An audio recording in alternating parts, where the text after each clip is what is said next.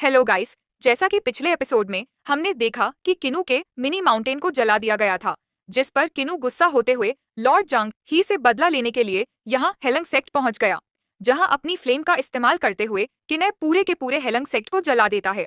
साथ ही साथ हम देखते हैं कि यहाँ पर लॉर्ड जोंगही, मास्टर जियो और मिंग जोई के साथ किन्यू की अकेले फाइट हो चुकी थी, जिस फाइट के दौरान किन्यू ने अपने हाई पेड सेलेटिस स्वॉर्ड को बाहर निकाल लिया था और उसी का इस्तेमाल करते हुए वो लॉर्ड जगी की जान ले लेता है। साथ ही साथ कि ने मास्टर जी और मिंग जोई को भी बुरी तरीके से घायल कर दिया था। लेकिन उन लोगों को बचाने के लिए यहाँ पर हेलंग सेंट का लीडर ब्लैक ड्रैगन वक्त पर पहुंचा जाता है। वैसे तो ब्लैक ड्रैगन की पावर किन्यू से कई गुना ज्यादा थी, इवन कि उसके पास पेटल डोमेन टेक्निक भी थी, जिसका इस्तेमाल करते हुए किन्यू को अपनी जगह पर फ्रीज कर देता है। लेकिन दूसरी तरफ किल्यू के पास भी कई सारे रास्ते, जैसे कि वो अपनी जंगलीन आर्टफैक्ट में जाते हुए कई ओर पर निकल आता और ये टेलीपोर्टेशन की तरह दिख रहा था, जिस बात ने तो ब्लैक ड्रैगन को इम्प्रेस कर दिया था। शुरू शुरू में तो ठीक किन्यू का डी बनना चाहता था, लेकिन जब कियो ने उसे मना किया तो वो कियो को मारने की कोशिश करता है ताकि वो उससे यह स्पेशल टेक्निक चुरा सके। और इसी के लिए हम देखते हैं कि यहाँ पर ब्लैक ड्रैगन ने पहले से भी ज्यादा पावरफुल स्पिटल डोमेन क्रिएट कर लिया था, जिसमें वो किने को बंसा देता है। विलय के पास मूव करने की कोई भी जगह नहीं बची थी। अब आगे तो नेक्स्ट एपिसोड की शुरुआत यहाँ बिल्कुल उसी सीन से शुरू होती है, जहाँ अपने स्पेटर डोमेन में किन्यू को बसाने के बाद वो अपने क्लॉज का इस्तेमाल करते हुए एक सादी किन्नू पर हमला बोल चुका। पर इससे पहले कि वो क्लोज यहाँ बिल को टेयर भी कर पाते, तभी अचानक एक ग्रीन एनर्जी ने यहाँ पर मौजूद सब लोगों को एक साथ ही फ्रीज कर दिया। साथ ही साथ पीछे से एक लड़की की आवाज सुनाई दे रही थी, जो कि ब्लैक ड्रैगन को रुकने के लिए बोलती है और हमें देखने को मिलता है कि ये लड़की असल में कोई और नहीं बल्कि कैप्टन हुआंग चिंग है, जिसने सामने की तरफ आते हुए सिर्फ एक ही हाथ की पावर का इस्तेमाल करते हुए ब्लैक ड्रैगन की स्पिटल डोमेन को डिस्ट्रॉय कर दिया था। साथ ही साथ उसके क्लीनर्स भी खत्म हो जाते हैं। इतनी खतरनाक पावर को महसूस करके तो ब्लैक ड्रैगन भी सरप्राइजिंग होते हुए कहता है कि आखिर ये लड़की है कौन। लेकिन दूसरी तरफ कैप्टन हुआंगजिंग तो ब्लैक ड्रैगन के बारे में सब कुछ जानती थी, जिसके पास आते हुए वो किन्यू को बताती है कि ये कपर सेलेटिन गॉड टर्न जुई है। तिजुई, तुम तो हमेशा जमीन के नीचे छुपे होते ही ती आखिर अचानक से इस तरह बाहर क्यों आ गए। दूसरी तरफ ब्लैक ड्रैगन तो यहाँ पर मिस बांगजिंग के मुंह से ये सारी बातें सुनकर सरप्राइज हो गया था। वो अपने क्लोनस को हटाते हुए स्वांग जिंग को सिएक्ट पेश करता है, क्योंकि उसे समझ आ गया था कि उसके सामने मौजूद थे जो भी लड़की है ये यकीनन काफी ज्यादा पावरफुल बैकग्राउंड से बिलोंग करती होंगी। दूसरी तरफ मिस वांगजिंग भी यहाँ पर किन्यू को देखते हुए कहती है कि किन्यू, हम दोनों की दोबारा मुलाकात हो गई। मैंने सोचा नहीं था कि हम दोनों इतनी जल्दी दोबारा एक दूसरे से मिल पाएंगे। किने भी यहाँ पर मिस वांगजिंग को देखकर उसका शुक्रिया अदा करते हुए कहता है कि मेरी जान बचाने के लिए आपका बहुत बहुत शुक्रिया। हालांकि अगर मिस सयांग जिंग यहाँ पर ना आती तब भी किन्नू अपने जंगलीन आर्टफैक्ट के अंदर जाते हुए खुद की जान बचा सकता था। लेकिन किन यूं नहीं चाहता कि उसके जंगलीन आर्टिफैक्ट के बारे में यहाँ पर किसी को भी मालूम हो। तभी अचानक हम देखते हैं कि ब्लैक ड्रैगन भी यहाँ पर मिस वॉक्सिंग के पास आते हुए कहता है कि यू आर मेजेस्टी, क्या आप मुझे बता सकती है कि आखिर आपको मेरा रिपल नेम कैसे मालूम हुआ। जो सुनकर मिस वांगजिंग भी धीरे से ब्लैक ड्रैगन के पास आते हुए कहती है कि तुम मुशारेलम से हो ना। तुम्हारा दूफाम एक 9 हेडेड ब्लैक ड्रैगन बीस्ट था, जबकि साथ ही साथ तुम्हारा रियल नेम तानजुई है। मुझे ये सब कुछ लू मूसी ने बताया और लू यूज तुम्हारे बारे में जितना जानता है वो सब कुछ अभी मुझे भी मालूम है। ये सारी बातें सुनकर ब्लैक ड्रैगन अपने मन में कह रहा था कि लश यूजी कमीने, तुमने मुझे धोखा दिया। इवन कि मैं स्वांग चिंग उसे और ज्यादा सराराइज करते हुए बताती है कि मुझे तू मूज ने यह भी बता दिया कि आखिर तुम इतने अरसे से ब्लैक ड्रैगन पूल की हिफाजत क्यों कर रहे हो। जो सुनकर तो टांग जोई और भी ज्यादा घबरा जाता है और वो मिस वैंगजिंग से कहता है कि अगर आपको वो चाहिए तो आप वो ले सकती हैं। इस पर मिस बैंगजिंग जवाब देते हुए कहती है कि नहीं, मुझे उसकी कोई जरूरत नहीं लू यूज, और तुम्हारे लिए वो काफी ज्यादा मायने रखती है, इसलिए मैं तुम दोनों से वो नहीं छीनूंगी। जो सुनकर जू यहाँ पर उनका शुक्रिया अदा करता है उन्हें अंडरस्टैंड करने के लिए। लेकिन आखिर ब्लैक ड्रैगन पूल के अंदर वो कौन सी चीज है जिसके बारे में ये लोग बात कर रहे हैं, फिलहाल हम लोगों को यह नहीं बताया जाता। जबकि दूसरी तरफ किने को भी थोड़ा बहुत अंदाजा हो गया था कि इस ब्लैक ड्रैगन पूल के नीचे पक्की कोई ना कोई ट्रेजर छुपा हुआ है। तभी अचानक में स्वांग जिंग किन्यू के पास आते हुए कहती है कि किने, मैंने सोचा नहीं था कि तुम इतनी जल्दी एक लो पेड़ के सेलेटिन गांड बन जाओगे, लेकिन ये बहुत ही अच्छी बात है। अब चूंकि तुम एक सेलेटिन गांड बन चुके हो तो क्यों ना तुम मेरे साथ मेरे जमा जीन माउंटेन चली, वहां पर तुम्हारे लिए ट्रेनिंग में काफी ज्यादा फायदा होगा। ये कहते हुए मिस वांग जी किनू की तरफ अपना हाथ बढ़ा रही थी, जहां दूसरी तरफ किनू भी इस बात को अच्छे से जानता है कि अगर वो जवान कीन माउंटेन पर चला जाए तो उसकी कल्टिवेशन और ज्यादा तेजी के साथ इम्प्रूव होगी। ये एक बहुत ही ज्यादा बेहतरीन मौका है। लेकिन अभी भी वो कुछ सोच रहा था, जो सब देखकर मिस वांगजिंग कियों से कहती है कि आखिर तुम इतना क्या सोच रहे हो? अब सेले गॉड बनने के बाद तुम्हारे लिए स्वीट सिटी में कुछ नहीं बचा। तुम्हें मेरे साथ जवान जन माउंटेन जाना चाहिए। वी जगह तुम्हारे लिए बेहतरीन है, और वैसे भी परेशान होने वाली कोई बात नहीं, चूंकि तुम एक सेलल गॉड बन चुके हो। तो किन्यू भी तो इसी बारे में सोच रहा था। बेशक वी जंजन माउंटेन जाना चाहता है, लेकिन यकीनन तुम वहां पर सरवाइव कर पाओगे। लेकिन क्यों भी इस बात को अच्छे से जानता है कि वो अभी तक एक सेले गॉड नहीं बना, बल्कि वी अभी सिर्फ एक नॉर्मल हाई रोड का गॉड है, जबकि वो सेलेटिस गॉड की तरह हवा में सिर्फ इसीलिए उड़ सकता है क्योंकि उसके पास उसका मिट्टी और पल है। अगर किनू इस हालत में जयांजीन माउंटेन गया तो वहां के लोगों को किन्यू पर शक हो जाएगा। साथ ही साथ वो लोग किनू से कई गुना ज्यादा स्ट्रांग पर होंगे, इसलिए किन्यू को सरवाइव करने में भी डिफिकल्टी आ सकती है। इसलिए किन्नू यहाँ पर मिस बांगजिंग से माफी मांगते हुए कहता है कि प्लीज मुझे माफ कर दीजिए, अभी के लिए मैं यहीं पर रुककर खुद को ताकतवर करना चाहता हूँ, मैं आपके साथ नहीं जा सकता। जिस पर मिस वांग, जिनकी न्यू की बातों को समझते हुए कहती है कि चलो ठीक है, जैसी तुम्हारी मर्जी। जब भी तुम्हें लगे कि तुम तैयार हो चुके हो तो जिससी वैक्जिंग माउंटेन पर आकर मेरा नाम ले लेना, मैं तुमसे मिलने के लिए आ जाऊंगी। यहाँ यह सब होने के बाद में स्वांग जिंग वहां से जाने लगी, पर तभी अचानक किन्यू को याद आया मिस अंग जिंग हुआंग फैमिली से बिलोंग करती है, तो वो यकीनन बाकी के 8 मेजर फैमिलीज के बारे में भी जानती होगी, जिसके बारे में किन्यू इन्फॉर्मेशन निकलवाना चाहता था। इसलिए वो फौरन मिस यांगजिंग को रोकते हुए कहता है कि मैं आपसे कुछ पूछना चाहता हूँ। मिस वांगजिंग भी किन्यू के सवाल का जवाब देने के लिए रुक गई थी, जिस पर किन सवाल करते हुए कहता है कि इस डिवाइन रेल में टोटल 8 मेजर एशियन फैमिलीज हैं। आपन सबके बारे में मुझे थोड़ा बहुत बता सकते हो? साथ ही साथ में जंग फैमिली के बारे में जानना चाहूंगा कि आखिर यो फैमिली कहाँ पर रहती है। मुझे उसके बारे में जितना हो सके उतना जानना है। किनू के मुंह से ये सवाल सुनकर तो वो फौरन यहाँ पर एक साउंड बैरियर क्रिएट करते हुए किनू से सवाल करके पूछती है कि आखिर तुम 8 मेजर फैमिलीज के बारे में क्यों जानना चाहते हो? क्या तुम जानते भी हो कि इस इंफॉर्मेशन के लिए तुम्हारी जान भी जा सकती है? जो सुनकर किल्यू में सु बांगजिंग के पास आते हुए कहता है कि प्लीज मेरे लिए ये बहुत ही ज्यादा इंपॉर्टेंट है, आप बिल्कुल फिक्र ना करें, मैं इसके बारे में किसी और को कभी भी बाहर चलने नहीं दूंगा। जो सुनकर मिस वांगजिंग कहती है कि ठीक है, अगर तुम इतना ही जिद कर रहे हो तो मैं तुम्हें बता देती हूँ कि डिवाइन रेलम की 8 मेजर फैमिलीज वो फैमिलीज है जो कि इसी डिवाइन रेल में पैदा हुई थी। उनके नाम है होंगफू सेक्ट टांग, सेक्ट मू, सेक्ट नम, सेक्ट शेट, सेक्ट पुटी, सेक्ट एंड साज सेक्ट, और आखिर में है जिंग सेट, जिसके बारे में तुम जानना चाहते हो। इसके बाद हम देखते हैं कि मिस वांग चिंग ने जितनी इन्फॉर्मेशन हो सके यहाँ की नियो को जंग सेट के बारे में बताना शुरू कर दी। द्रवन की वो क्यों को ये भी बता देती है कि जंग फैमिली स्नो फ्लोटिंग सिटी के नॉर्थ पोल पर रहती है। जो सारी इन्फॉर्मेशन सुनने के बाद किनी उतावला होकर मिस बांगजिंग से सवाल करते हुए पूछता है कि क्या आप जंग फैमिली की एक लड़की मिस जंगली को जानती हो? जिस पर मिस बांगजिंग उससे सवाल करते हुए कहती है कि प्लीज अब ये मत कहना कि तुम भी मिस जंगली से प्यार करते हो और उससे शादी करना चाहते हो। जो सुनकर किनय हैरान होते हुए कहता है कि आखिर आप ऐसा क्यों बोल रही है? क्या मेरे अलावा भी कई सारे लोग मिस जंगली से शादी करना चाहते हैं?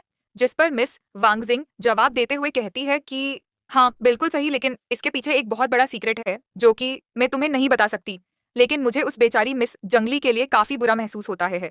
जो सुनकर किनय हैरान होते हुए कहता है कि आखिर आप उसे बेचारी क्यों बोल रहे हो? आखिर उसके साथ क्या हुआ? जिस पर मीसोंग जंग किन्यू को बताती है कि बेशक वो जंग फैमिली के हाई स्टेटस के साथ पैदा हुई, जिस वजह से नेचुरली तो उसे केयर फ्री होना चाहिए था, उसे कोई भी परेशानी नहीं होनी चाहिए थी, लेकिन यही उसकी सबसे बड़ी परेशानी हो गई कि वो जेंग फैमिली की मेंबर है। इसलिए हर गुजरते दिन के साथ कई सारे लोग उसे शादी करने के लिए आपस में फाइट करते जा रहे हैं। वो लोग मिस जंगली के लिए इसलिए नहीं लड़ रहे क्योंकि उन्हें मिस जंगली से प्यार है, बल्कि वो लोग आपस में इसलिए फाइट कर रहे हैं ताकि वो मिस जंगली को हासिल करके गैंग फैमिली की लेगासी को लेते हुए कॉर्ड किंग लेवल तक पहुंच सके। ये तो अच्छा हुआ कि उस बेचारी मिस जंगली के साथ उसका अंकल जिंगलेन है। अगर अंकल जंगलेन ना होते तो अब तक कोई ना कोई उससे जबरदस्ती शादी कर ही चुका होता। जो सारी बातें सुनकर किनय गुस्सा होने के साथ साथ में जंगली के लिए काफी परेशान भी हो रहा था। और वो अपने मन में कहता है कि बस तुम हिम्मत रखो, मैं जल्दी ताकतवर होकर तुम्हें लेने के लिए आ जाऊंगा।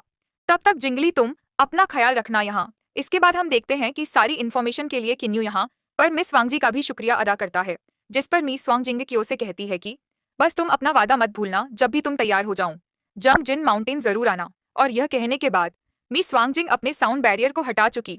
तभी अचानक टंग जोई आगे की तरफ आते हुए यहाँ पर मिस वांगजिंग से कहता है कि अगर आप दोनों की बातें हो गई हो तो मैं भी क्यों से 2 लम्हों के लिए अकेले में कुछ बात करना चाहूंगा। जो सुनकर तो किन्यू हैरान हो गया कि आखिर अब इससे मुझसे क्या बात करनी है। लेकिन वो मिस वांगजिंग से कहता है कि आप बस सिर्फ 2 मिनट मेरा इंतजार करिए, मैं उसकी बात सुनकर अभी आया। जो कहते हुए किन यहाँ पर टांग जी के पास आ जाता है। हम देखते हैं कि टांग जोई ने भी वैसा सेम साउंड बैरियर क्रिएट कर लिया था और वो क्यों से कहता है कि मैं तुम्हारे साथ सोला करना चाहता हूँ। मैं चाहता हूँ कि हम अपनी पुरानी दुश्मनी को भूल जाए। जो सुनकर किन यहाँ पर टंग जॉय से कहता है कि पहले भी तुमने ये बात करी थी, उसके बाद फौरन तुमने मुझ पर हमला कर दिया था। जिस पर टंग जॉय कहता है कि देखो ये मेरी मजबूरी थी, तुमने ऑलरेडी मेरे 3 जनरल्स को जान से मार डाला, इवन कि तुमने मेरे हेलिंग सेंट की एक लोपेट सेलेटिस गांड वेपन को भी डिस्ट्रॉय कर दिया है। तो अगर मैं तुम्हारे खिलाफ कोई एक्शन ना लेता तो फिर बताओ कि आखिर मेरे हेलिंग सेट वाले लोग मेरी बात कैसे मानते। जो सारी बातें सुनकर किन्यू मुस्कुराते हुए कहता है कि ठीक है, मैं समझ सकता हूँ कि तुम अपने सेंट के लीडर हो, इसलिए तुम्हें ये सब करना पड़ेगा। जी भी किन्नू की बात सुनने के बाद मुस्कुराते हुए कहता है कि मेरी सिचुएशन को समझाने के लिए तुम्हारा बहुत बहुत शुक्रिया। इसके बाद वी किनअप को ब्लैकमेलिंग करना शुरू कर देता है, जहां वो बहुत ही चालाकी के साथ कियों से कह रहा था कि वैसे मैं ती सीक्रेट रखने में काफी अच्छा हूँ, इसलिए जब तक मैं जिंदा हूँ मैं कोशिश करूंगा कि मैं तुम्हारे डिस्टेंस मैचरिंग रूलर टेक्निक के बारे में किसी को भी ना बताऊं। लेकिन अगर किसी लालची सेलेटिस गॉड को इस बारे में मालूम हो गया तो वो कभी तुम्हें मारने की कोशिश कर सकता है।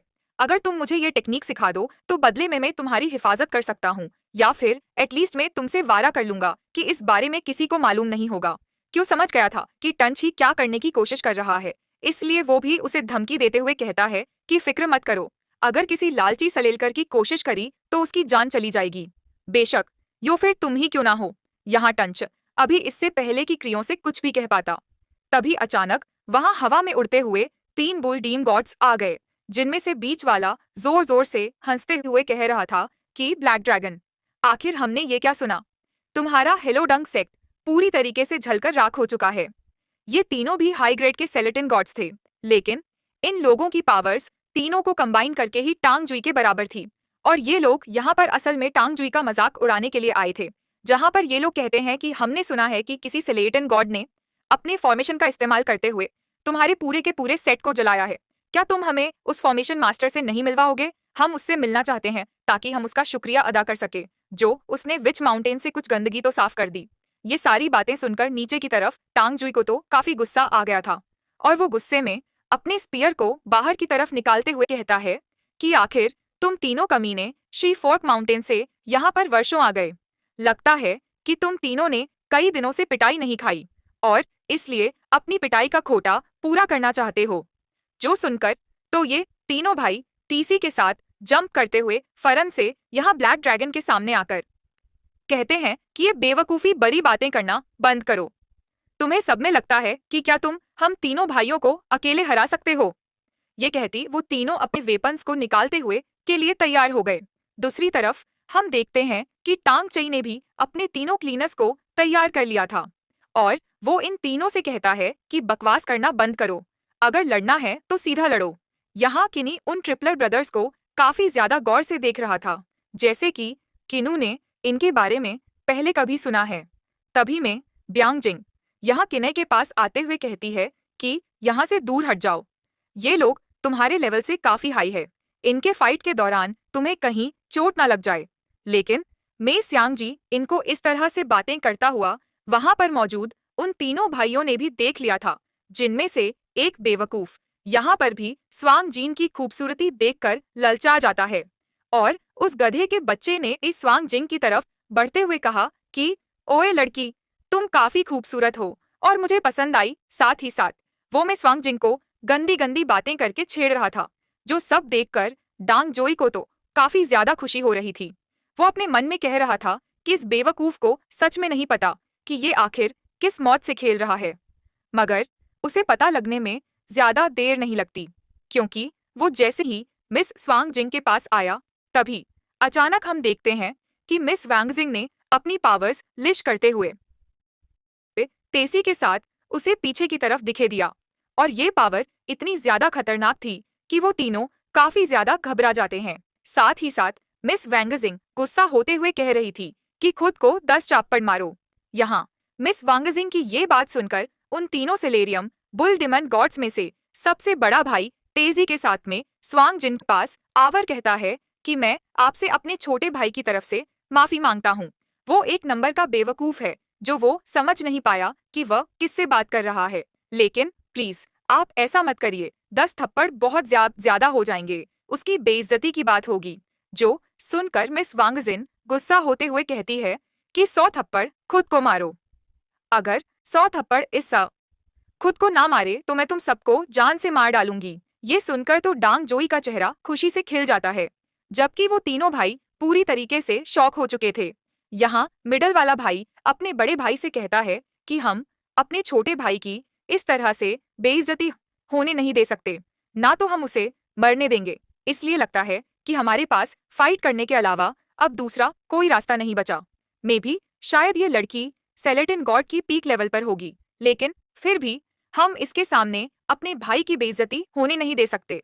मगर सबसे छोटा सेलेबुलडीम गांड इस बात को अच्छे से समझता था कि अगर मैंने अभी माफी ना मांगी तो इसका अंजाम मेरे भाइयों को भी भुगतना पड़ेगा। वो अपने भाइयों से कहता है कि ये लड़की कोई अपर सेलेटिन गॉड लग रही है, मुझे नहीं लगता कि हमें इससे पंगा लेना चाहिए।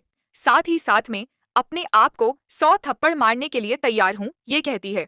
वो छोटा भाई फोर से वहां मिस वांग जिंग के सामने आकर उससे माफी मांगते हुए साथ ही साथ याद को थप्पड़ लगाना शुरू कर चुका, जहां वो एक के बाद एक तपट खुद को मारता रहा, जहां आखिरकार उसने खुद को 100 टप्पड़ा से हम देखते हैं कि मिस वांग जिंग उसे माफ कर देती है। अब इससे पहले कि ये तीनों भाई यहाँ से जा पाते, तब अचानक टान चुई पीछे से आवाज देते हुए कहता है कि फान चैन, आखिर इतनी जल्दी में तुम कहाँ पर जा रहे हो? अभी तक हमारे बीच का मसला खत्म नहीं हुआ।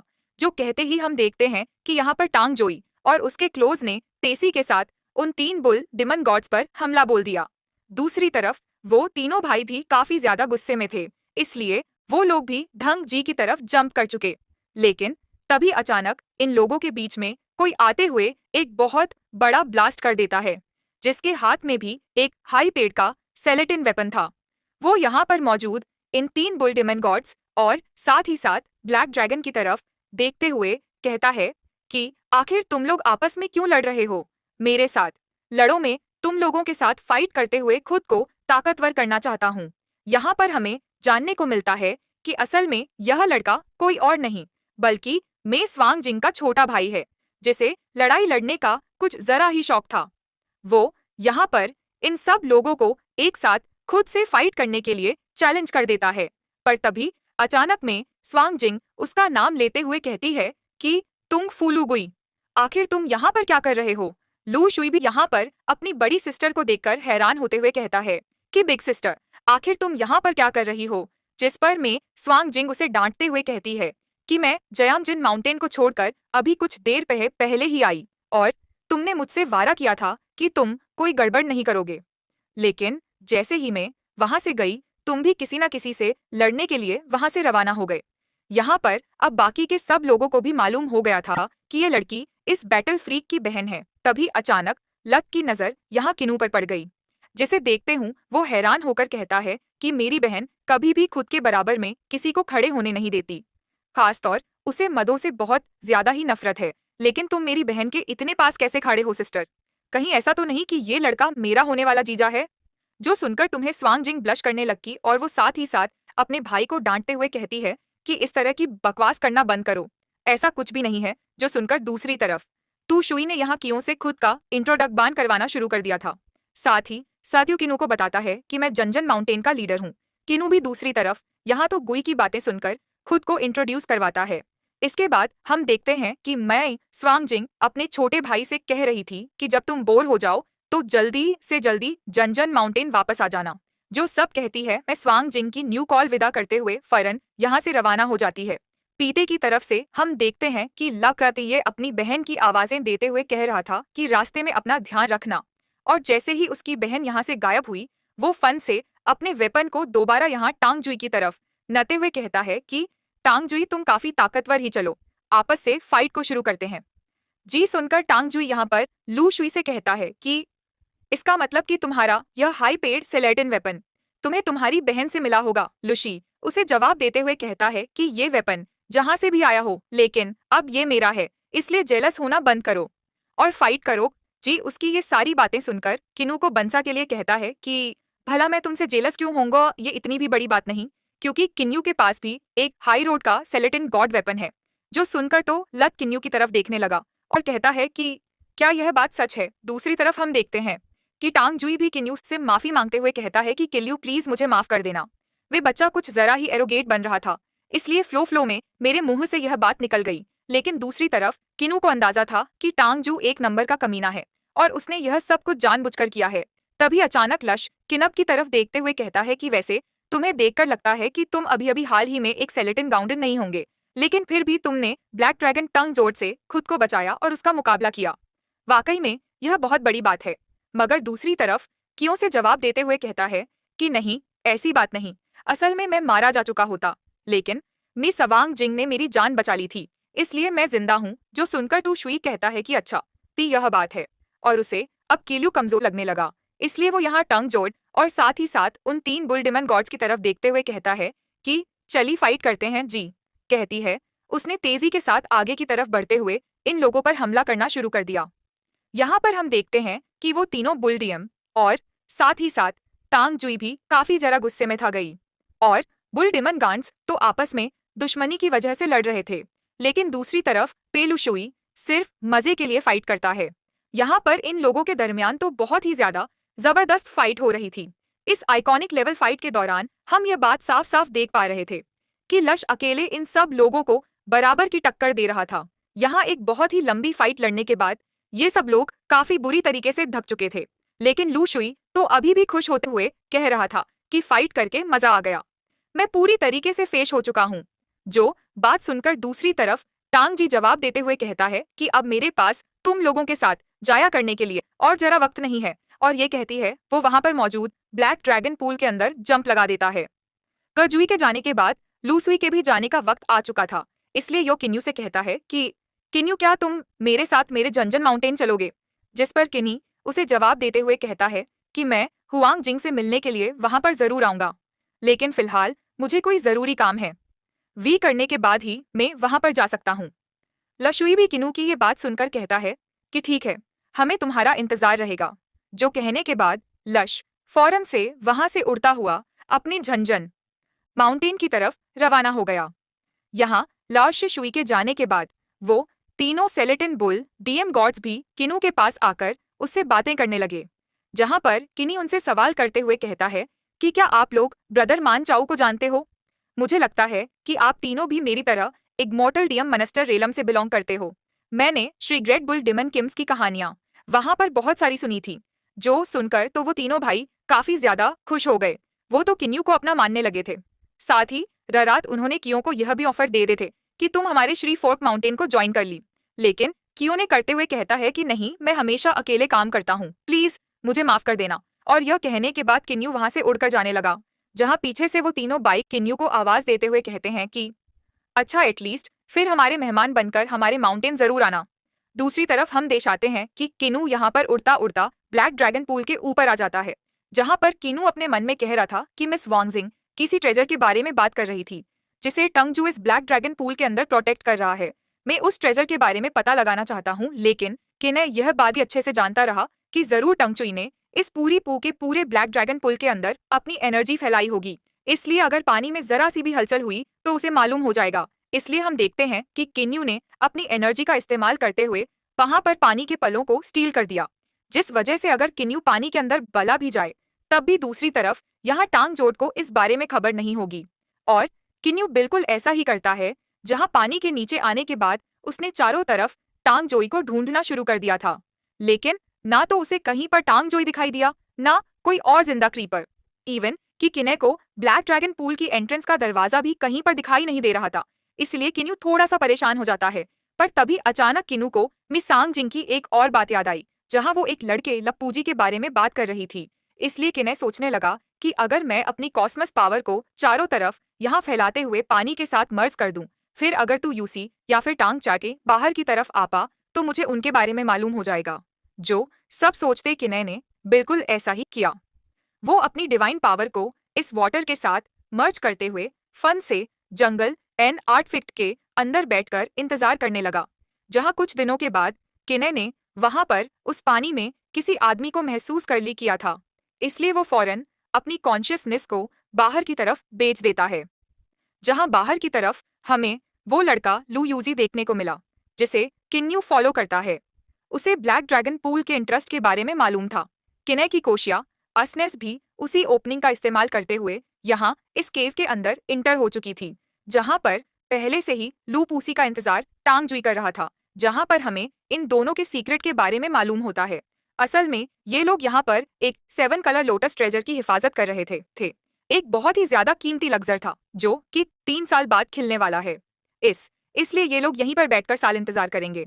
साथ ही साथ इन दोनों की बातों से हमें मालूम हो जाता है कि कई हजार साल पहले इन दोनों को ये एलेसर साथ में मिला था और यहाँ पर इस वक्त 2 7 कलर लोटस फ्लावर थे और इन्होंने आपस में सीमेंट किया था कि ये लोग एक एक लोटस फ्लावर अपने अपने पास रखेंगे। सब कुछ बहुत अच्छे से चल रहा था। दूसरी तरफ किने भी 7 कलर लोटस फ्लावर को देखकर अपने मन में कहता है कि इसके पत्तों का इस्तेमाल किया जाता है अल्केमी और मेडिसिन को बनाने के लिए, जबकि इसकी कोर का इस्तेमाल करते हुए तो कोई रिसरेक्ट तक हो सकता है। ये एक बहुत ही ज्यादा कीमती सर था जिसका इस्तेमाल करते हुए ये दोनों खुद की ताकत को इंक्रीज करना चाहते थे। यहाँ पर शुरू में तो सब कुछ प्लानिंग के हिसाब से चल रहा था और जैसे ही वो 7 कलर लोटस फ्लावर मैच्योर हुए, ये दोनों काफी ज्यादा खुश हो जाते हैं क्योंकि ये दोनों ही अब एक एक 7 कलर लोटस फ्लावर रख सकते थे। लेकिन बदकिस्मती से अचानक हम देखते हैं कि वो दोनों के दोनों फ्लावर मुरझा गए, क्योंकि इन दोनों 7 कलर लोटस फ्लावर की एनर्जी को एब्जॉर्ब करते हुए वहां पर एक 9 मून लोटस फ्लावर बन चुका था। इस 9 मून लोटस फ्लावर को देखकर तो किन्यू हैरान होते हुए कहता है कि मैंने इसके बारे में गोल्डन स्क्रोल में पढ़ा था। ये तो उन 7 कलर लोटस फ्लावर से भी 100 गुना ज्यादा कीमती ट्रेजर है, क्योंकि इसका इस्तेमाल करते हुए एक लोटस अवतार क्रिएट किया जा सकता है जिस क्लीन की ताकत बेमिसाल होगी। मगर मसले की बात यह थी कि यहाँ पर सिर्फ एक ही 9 मूल लोटस फ्लावर था। इसलिए हम देखते हैं कि टांग चुई ने कन से अपने बेपन को निकालते हुए यहाँ तो यूज पर हमला कर दिया, जहाँ दूसरी तरफ तू सूज भी गुस्सा होते हुए कहता है कि आखिर तुम मुझे इस तरह से धोखा कैसे दे सकते हो। इस पर टंग पिट्स कहता है कि मुझे माफ कर देना, मैं तो तुम्हें पहले ही हमले में जान से मार देना चाहता था, लेकिन तुम बच गए। अभी भी तुम्हारे पास मौका है, अगर तुम यहाँ से चले जाऊं तो मैं तुम्हारी जिंदगी बखरा दूंगा, क्योंकि वे 9 मून लोटस फ्लावर मुझे बिलंग करता है और अगर तुमने बीच में इंटरफेयर करने की कोशिश की तो मजबूरन मुझे तुम्हें जान से मारना होगा। जो सुनकर लुई उसे भी थोड़ी देर सोचने के बाद टांग लुई से कहता है कि ठीक है, तुम ये लोटस फ्लावर रख सकते हो, मैं यहाँ से जा रहा हूँ। तो और यहाँ पर ये दोनों ही 9 मून लोटस, मगर ये तो सिर्फ एक्टिंग थी, क्योंकि तो जैसे ही टांग जुई के पीछे आया तभी अचानक वो करण अपने मुखे को रेडी करते हुए टांग जुई पर हमला कर देता है, जहाँ दूसरी तरफ टंग जी भी उससे फाइट करने के लिए तैयार फ्लावर के लिए आपस में फरडट करेंगे। मुझे लगता है कि किन्यू इस मौके का फायदा उठाते हुए उस दूसर को अपने लिए हासिल कर लेगा। और यहाँ इसी खतरनाक सीन के साथ एपिसोड यहीं खत्म होता है। लाइक शेयर सब्सक्राइब जरूर करें, जल्दी से जल्दी 1000 सब्सक्राइब कंप्लीट करें इसका नेक्स्ट एपिसोड के लिए। Thanks for watching.